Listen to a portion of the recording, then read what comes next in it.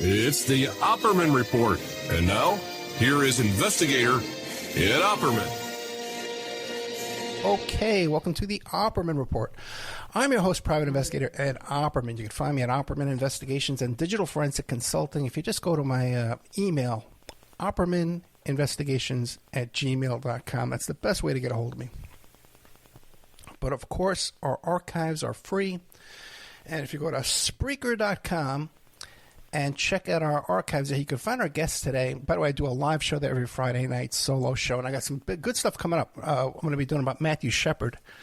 There's a new Netflix documentary coming out about Matthew Shepard. I'm going to be talking about Mel's Hole, my involvement with Mel's Hole from the Art Bell show, and some knowledge I have about the Matthew Shepard case. It goes along with our previous guests we had on that show. But also, too, you can find our guest today, Thos Judge. He also goes by the name Tom Judge, but it's Thos Judge, T-H-O-S. And we had him on previously with a couple of his books, Nuclear Weapons, Fact or Fiction. Another one was something about you have to be a lunatic to think only a lunatic would believe that man set foot on the moon. So we've had him on about these topics, very popular topics. He's got a brand new book just came out. Oppenheimer's Deadly Toys, The Nuclear Weapons Hoax, Hidden Agendas. Mr. Thos Judge. Oh, by the way, you can find him on his website, which is thosjudge.com. THOSJUDGE.com. Mr. Thos Judge, are you there? Yes, I'm here. Good afternoon. Yes, thank you so much. So tell us, before we get into all of these different books, we had you on the show before, and it was a very popular topic, okay? Especially the lunar, the moon landing one was very popular, and this nuclear weapons fact or fiction was very popular. But before we get into your new book about Oppenheimer's Deadly Toys, tell us about yourself. Who is Thos Judge? I'm a retired computer programmer and management consultant, and also over the last 10 years I've been working as a professional musician here in Tenerife. A musician was what I did before I started in computer programming way back in the 70s. So basically I'm a retired dude with plenty of time on my hands to investigate things that have always interested me. So I guess you were inspired, you saw the movie Oppenheimer, and you said, hey, let me go back, delve into my theory here about nuclear weaponry. Well, I haven't seen the film. But I've seen many YouTube videos about Oppenheimer, so I guess I haven't missed anything by watching the film. Yeah, I haven't seen the film either. I was thinking of changing the name of the show to Oppenheimer Report to perhaps cash in on all the folks out there Googling for Oppenheimer. So what are we going to find in your new book here? Well, basically, the book is actually, it was intended to be a second edition of Nuclear Weapons Fact or Fiction. But Nuclear Weapons Fact or Fiction really just focused on the Hiroshima attack and the little boy bomb, the uranium bomb. And I've been running a Facebook page, and many people are coming onto that page and calling me many different names, good names, bad names, mostly bad names, and telling me I'm an absolute lunatic for believing or suggesting that there's no such thing as atomic bombs. So I thought, okay, well, let's deal with this in a little bit more detail. I didn't cover the plutonium bombs dropped by the United States. So I extended the coverage of scope to cover that, and also to go down to a little bit more level of detail. And in so doing, I realized I actually had a much, much larger piece of work. So instead of a second edition, I retitled the book. And obviously, we have a film, Oppenheimer. I used the contemporary title, Oppenheimer's Deadly Toys, which is actually a lyric from a song by Sting called Russians, Oppenheimer's Deadly Toys, which I thought was appropriate. And I reused the subtitle, The Nuclear Weapons Hoax, which is the name of the Facebook page. So what you'll find in this book now is that I'm addressing nuclear fission at a more scientific level, whereas the first edition of the book really just suggested that, well, it didn't suggest, it made a statement that nuclear fission is not explosive, but people come back to you and say, well, what do you mean? Why? The first thing you have to ask yourself is, what is an explosion? And people are saying to me, you know nothing, you're an idiot, you don't know anything about bombs, you know, blah, blah, blah, blah. Okay, you tell me what an explosion is. I don't know. Right, well, I'll tell you what an explosion is. It's a sudden buildup of gas pressure that's created chemically by the compound. So TNT, for example, you have all the components to make gases, carbon dioxide, hydrogen, oxygen, are all in the chemical formula of TNT, or whichever explosive we're discussing. The formation of that gas rapidly builds up and creates the blast. Now, in a uranium bomb or a plutonium bomb, there are no chemical constituents to make a gas. So where does this gas come from? So the obvious thing is that if you look at a video, for example, of a nuclear explosion and you see a cloud or a blast, this is not a nuclear reaction. It can't be, because there's no gas created from the overreaction of uranium or plutonium. Let me ask a quick question, because before we had the uranium bomb, the atomic bomb, right, we had the hydrogen bomb. What is the difference, and do you believe in hydrogen bombs? Do you believe those are real? Well, no. Initially, you had the atomic bomb, and then later in 1952, you had the hydrogen bomb. Okay. And a hydrogen bomb is a two-stage weapon. The first stage is an atomic bomb. So consequently, if atomic bombs don't work, then a hydrogen bomb can't work. It's stated that the hydrogen bomb is a two-stage bomb. The first stage is an atomic bomb that creates the necessary temperatures to support the fusion of hydrogen. 100 million degrees warmer than the center of the sun. Well, this is just not possible. It's not even possible. If you forget using an atomic bomb to do this, which, as I said, is not possible, there are projects to generate fusion for power to generate, electricity and things. There are projects around the world, particularly in France, who have spent 30 or 40 years trying to create the temperatures necessary to do this, and it's only recently they've been able to achieve this for more than a couple of minutes. So to go back to 1952, when the first H-bomb was allegedly detonated, the first H-bomb that was detonated wasn't a portable weapon. It was the size of a tower block. This was the Ivy Operation Bravo, I think, Castle Bravo. I'll have to go back to my notes here. I've got there were so many tests.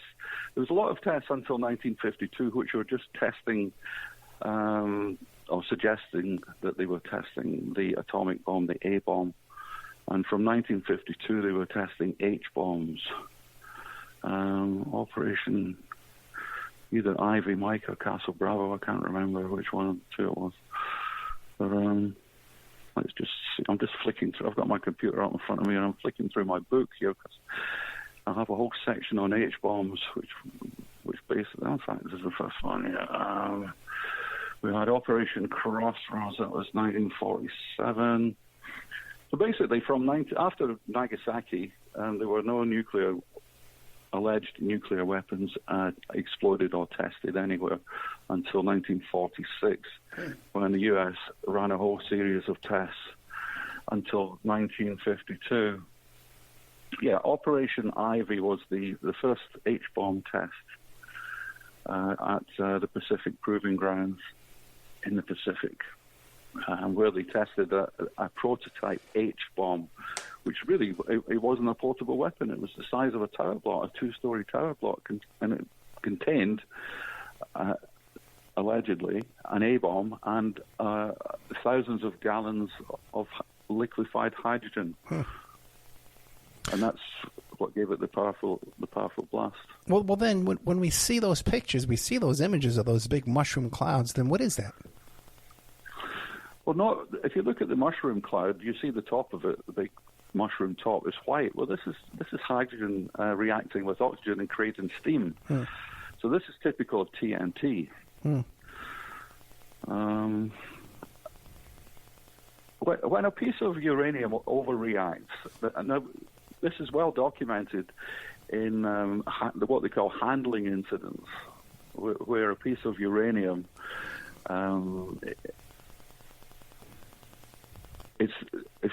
the scientists are testing things with using carbon blocks to reflect the neutrons back, the uranium will overheat, throw off some extreme light, and fire out some neutrons, lots of neutrons, which would kill you. And there are several handling incidents recorded, one in 1945 and one in 1946 at Los Alamos. These are well documented, and what is obvious is that there is no explosion. The metal, the uranium metal, heats up and melts, and it can't do anything else because it doesn't have any element in it to create an explosive gas mixture. So what you're seeing in these videos is special effects. Mm. Yeah, I saw recently some speculation that when we see these models, it seems like when we show the videos of these houses and towns getting flattened out, first of all, where was the camera and how was the camera shielded to be able to film these things? Yeah. And perhaps there were models. And when you do look at them with that kind of skeptical eye, they do appear to be models. Yeah, they are models. There was a company formed, well,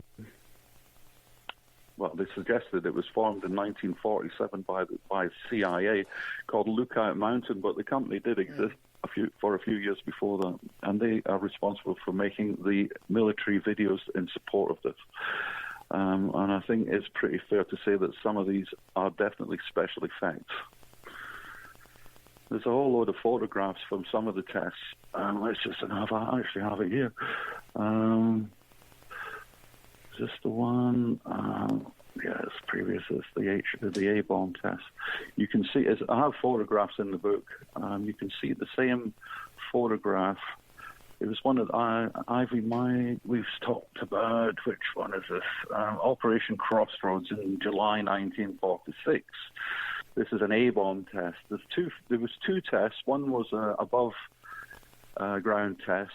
In fact, there was 95 ships, ex-Japanese and German military ships, and some U.S. ships that were surplus to requirements. The U.S. Air Force dropped what they claimed to be an atomic bomb to destroy these ships. So that was your airburst bomb.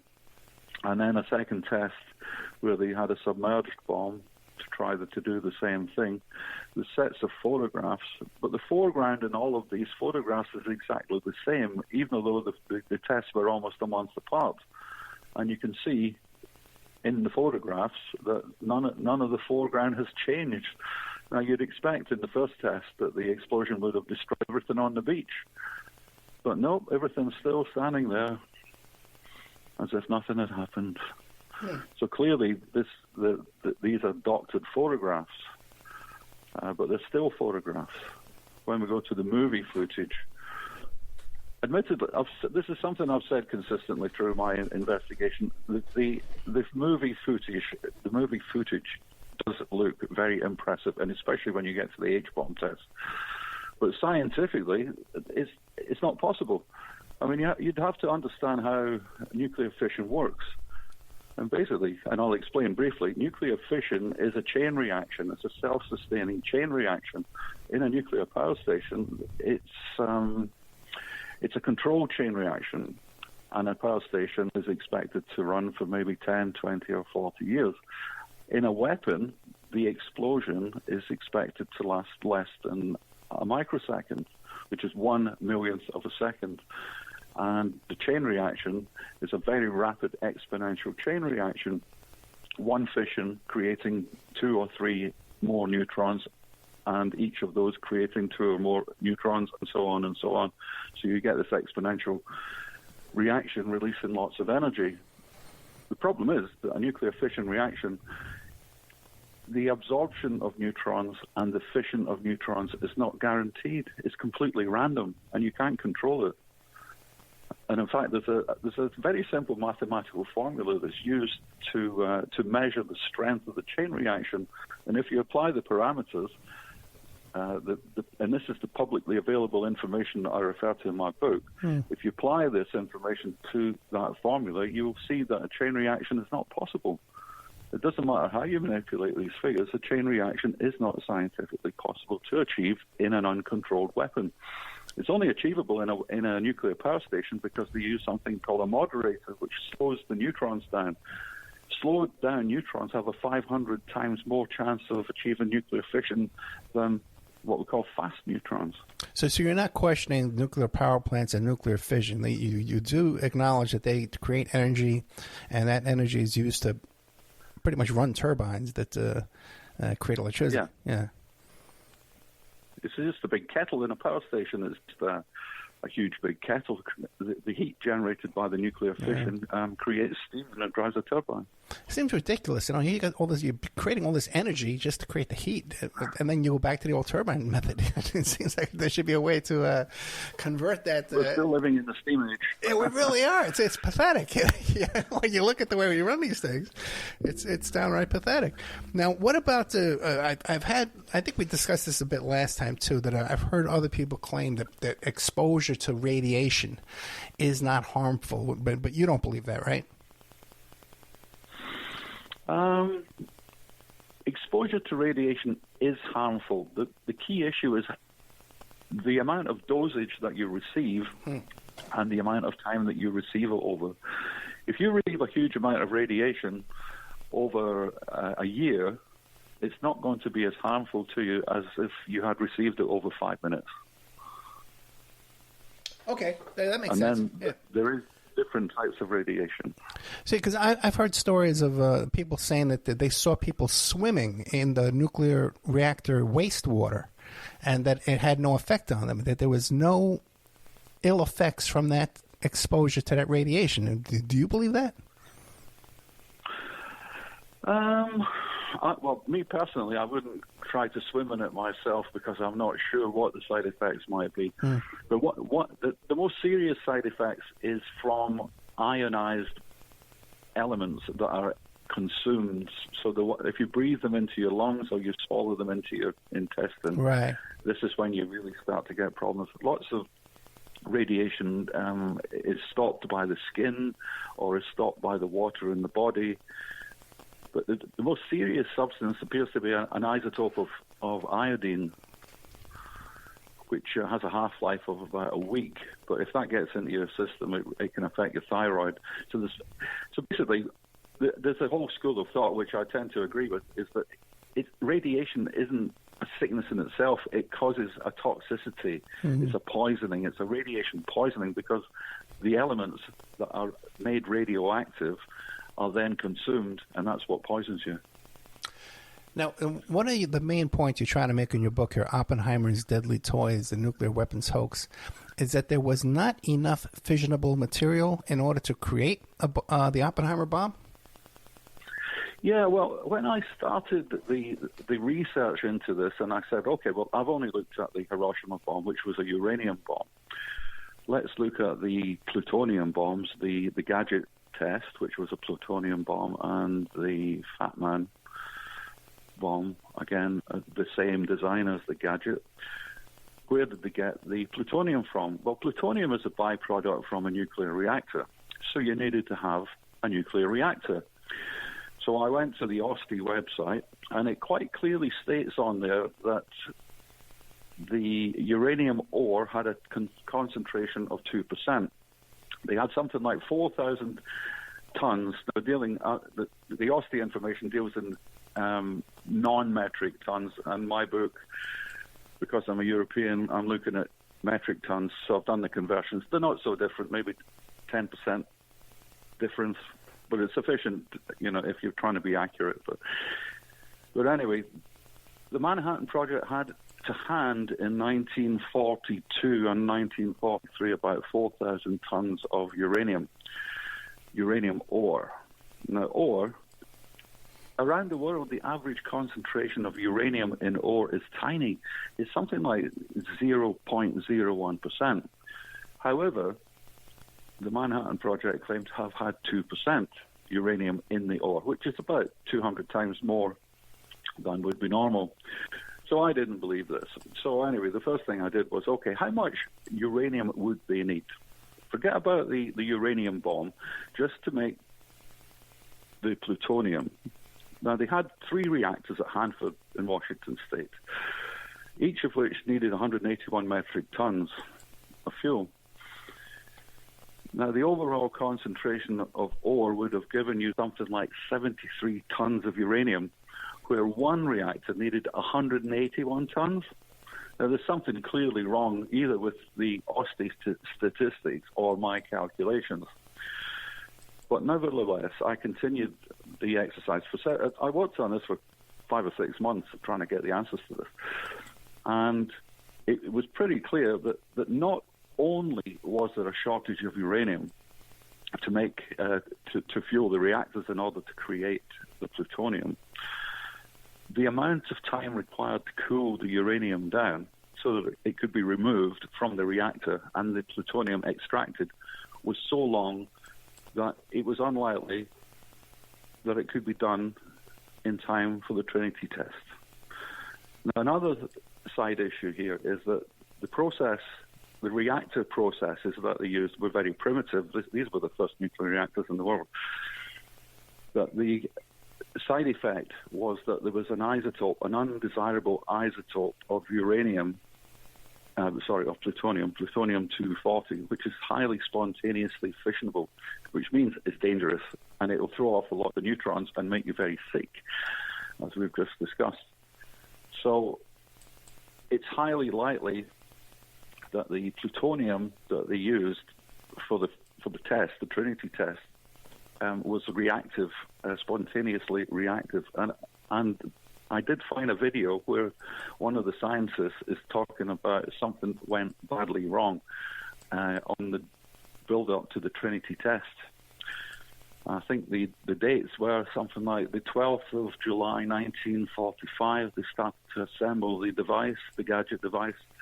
On the 14th, the plutonium core came in a sedan, an army sedan, and at some point on that day, something really bad happened, and it meant that they couldn't perform the test. But the only record I have of that is this video and somebody talking about it. I haven't found any written records, but it's certainly an issue that needed to be addressed. But anyway, moving on from that, all of the uranium, well, I'll rephrase that, not all of the uranium, most of the uranium ore that came to the Manhattan Project came from the Belgian Congo, which really surprised me. Now, there is some information suggesting that the Belgian Congo ore was of extremely high quality, so quite a lot more than 2% uranium in the ore. I actually went and contacted the mining company in Belgium who owned the mine in the Congo and asked them if they could give me some records on this stuff. And they said, well, actually, it's 1943, 44, 45. We don't have those records, but the government do. The Belgian government do. If you contact this woman at the Belgian government, she'll give you the information. So I did, and she did. And so quite a significant information came from the Belgian government in support of this. They did actually have uranium ore that was extraordinarily high in concentration.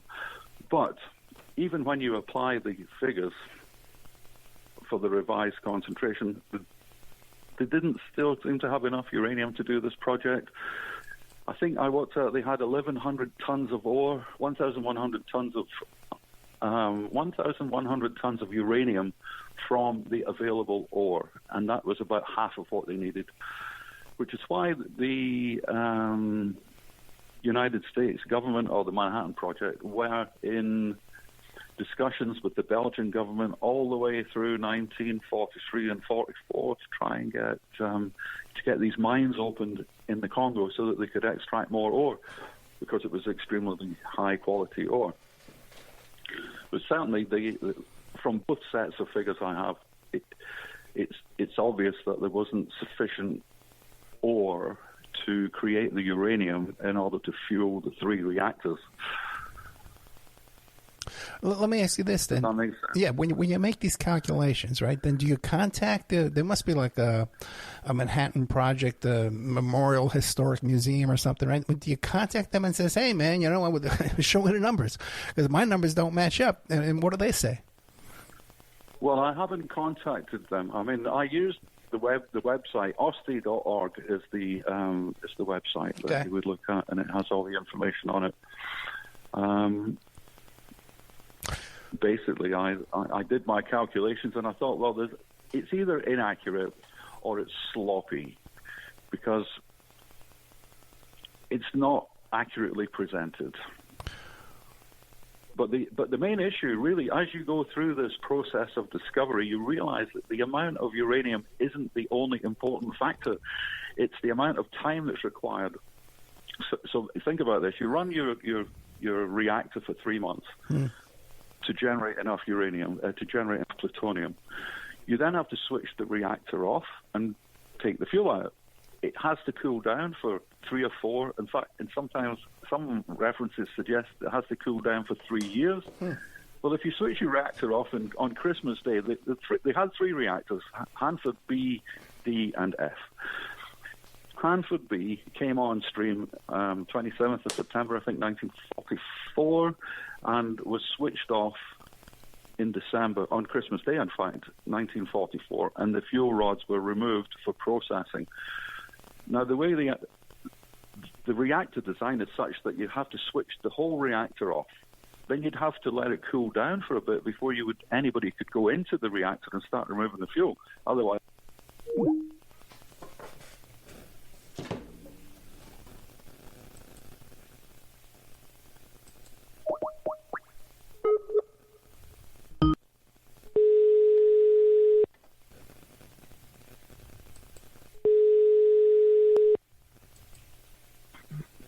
Hello? Yep. Okay, we are back with Thos Judge. Had a little technical problem there. But we're talking about his latest book called Oppenheimer's Deadly Toys, The Nuclear Weapons Hoax.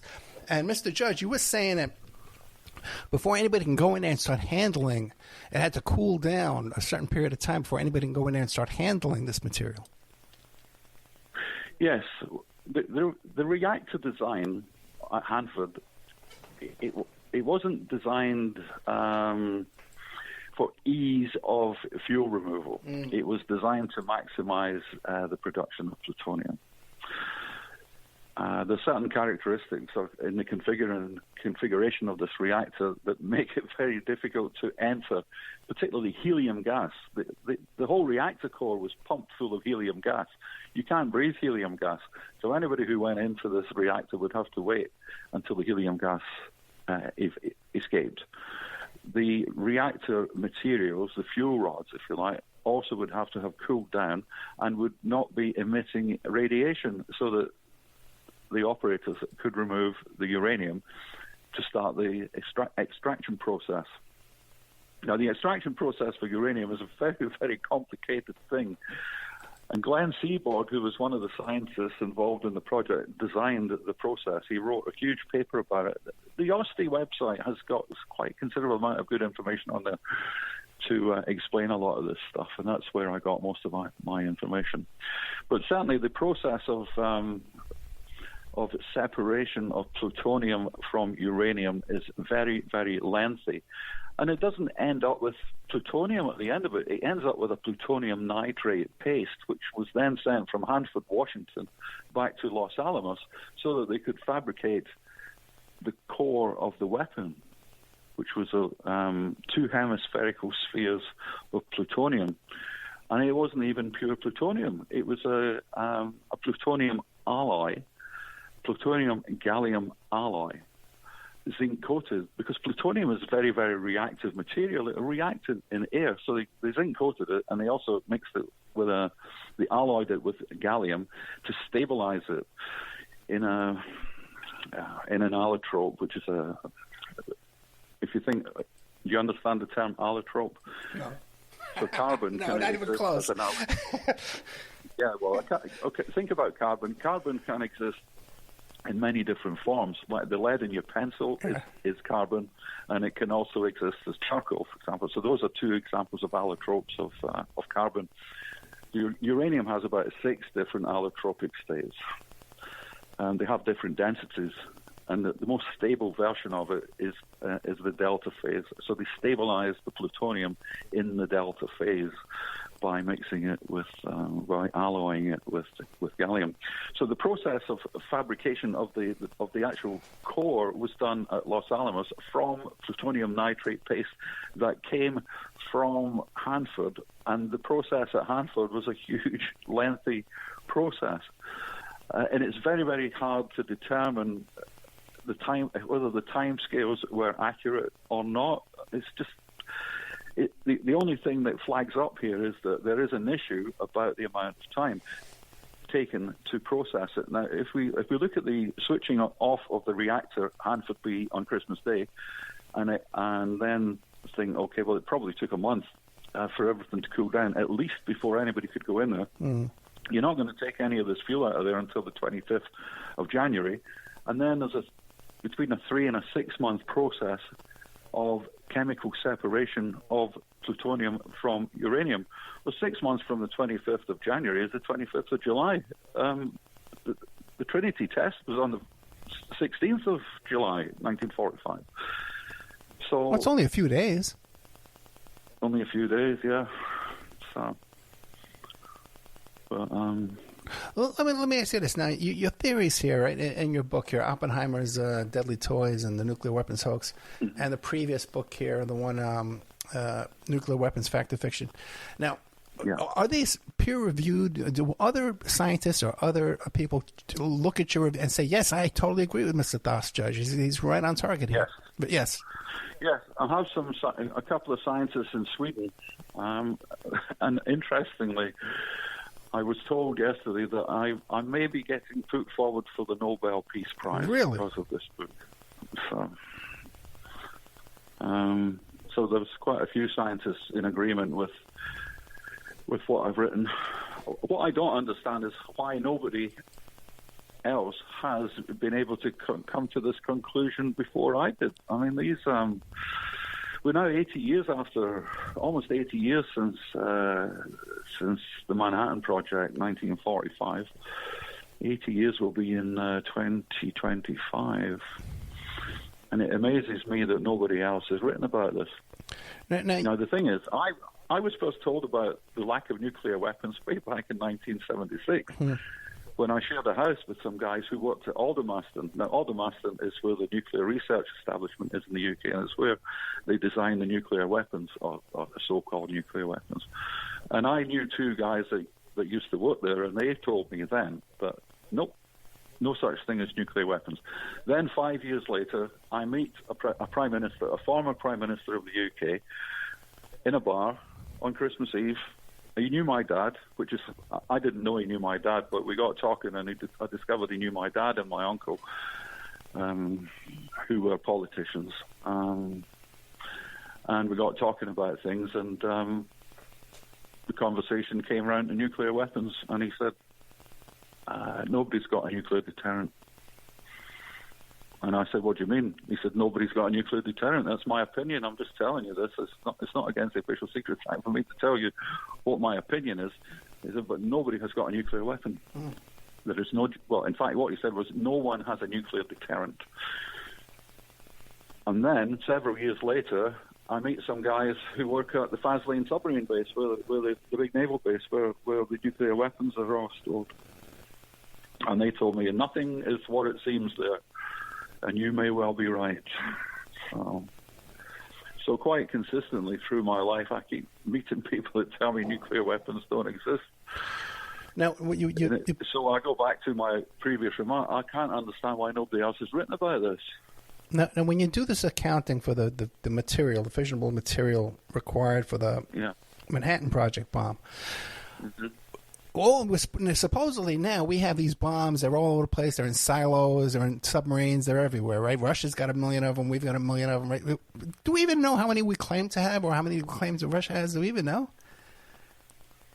I think there is an audit done, because there have been treaties regarding how many weapons every country could have. And right, but maybe India has some. Maybe Israel has some. Now we think even Iran is kind of threatening to have some.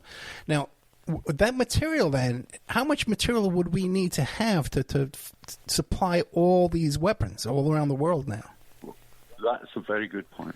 A very good point, and something I didn't address because I don't believe that any of the figures, the accounting of these weapons is accurate.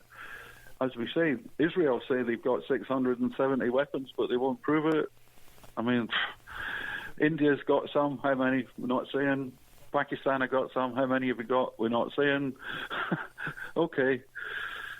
I mean, now even the UK has said that we're going to increase our nuclear capacity, but we're not going to say how many, because we don't want our enemies to find out how many we've got. I mean, come on.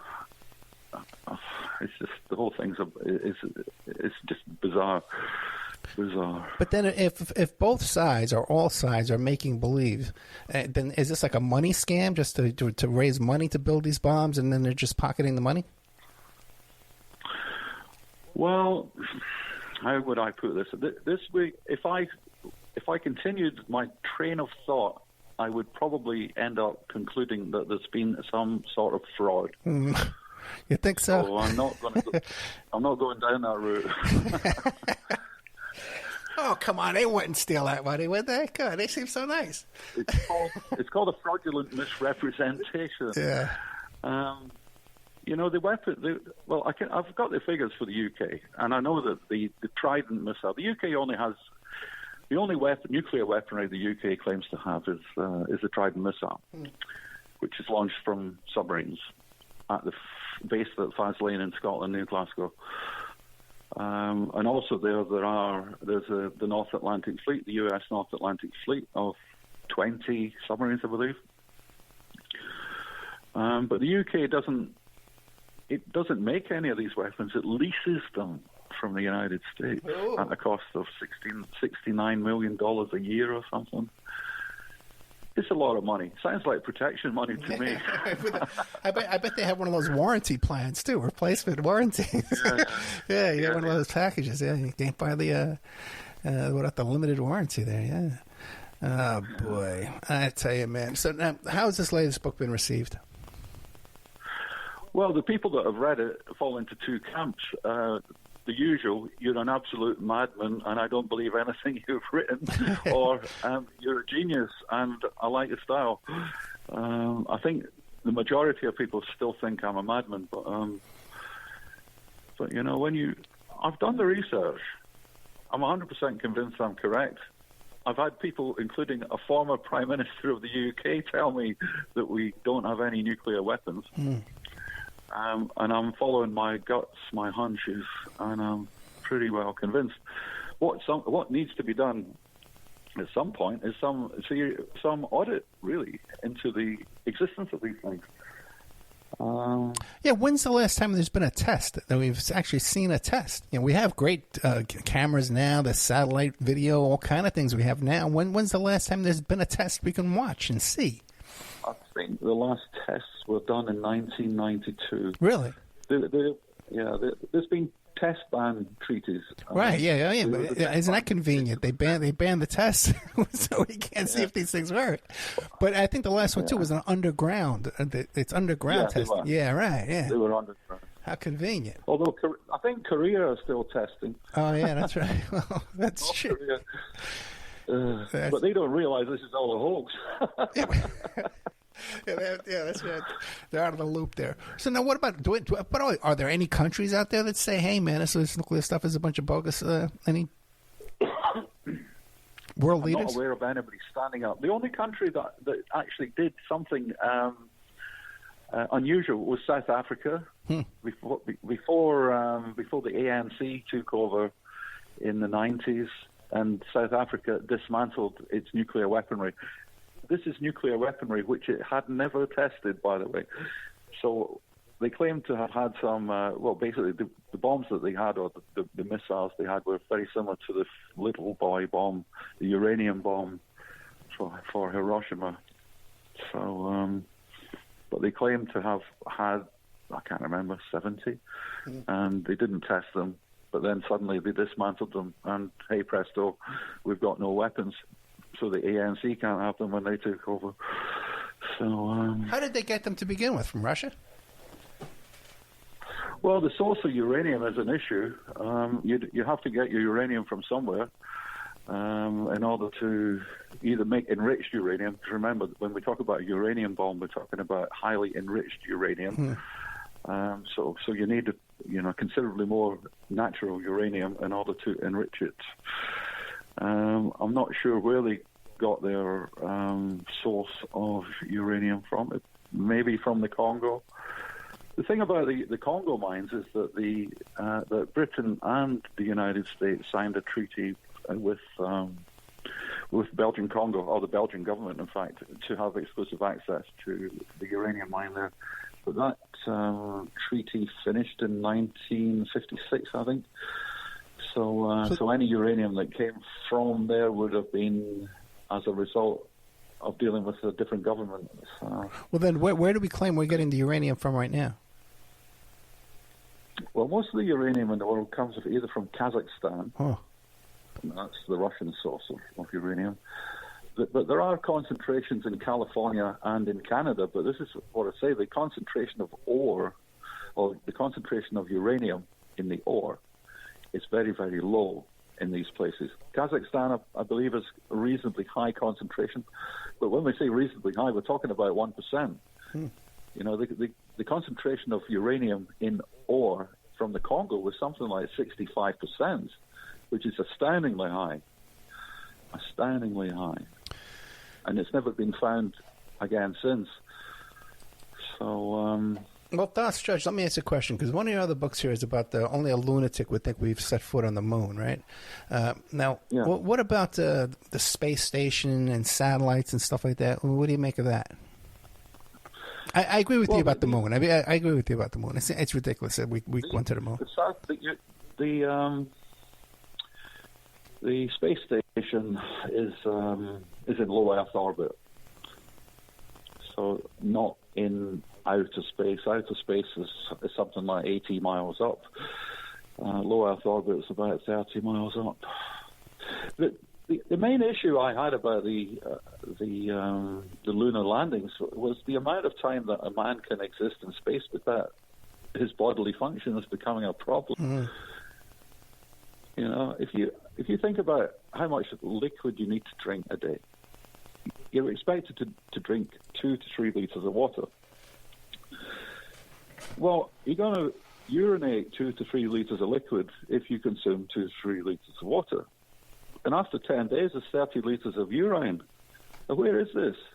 If you're in a spacesuit, and remember the early space trips, certainly the Gemini trips, most of them were only for a few hours, but there were certain trips that lasted 14 days. 2 guys, 14 days, and 3 liters of urine in your spacesuit, because there's no way to get, if you look at the spacesuit design, there's no way to evacuate the urine from your spacesuit.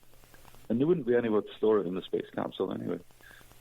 And I'm not concentrating purely on liquid bodily functions here. If you need to have a defecation on day one of your 14-day space trip, you don't want to be sitting on top of that for 14 days because it can be very painful. Well, not only that, but once you're hitting zero gravity, now all that urine's floating up around your nose and your face. It's not going to stay in your shoes. It's gonna, Well, I think it would be in plastic bags, but think about how many plastic bags have you got in your spacesuit trousers? It would only be one, and there's no way of accessing your spacesuit to change the bags. If you look at the footage of the astronauts being suited up back in the 60s, because we're talking about the 1960s here. Yeah. It takes 5 men to help one astronaut into the spacesuit. Now, there is some suggestion that some of these space journeys, one of the orbits or whatever, the spacemen took their spacesuits off.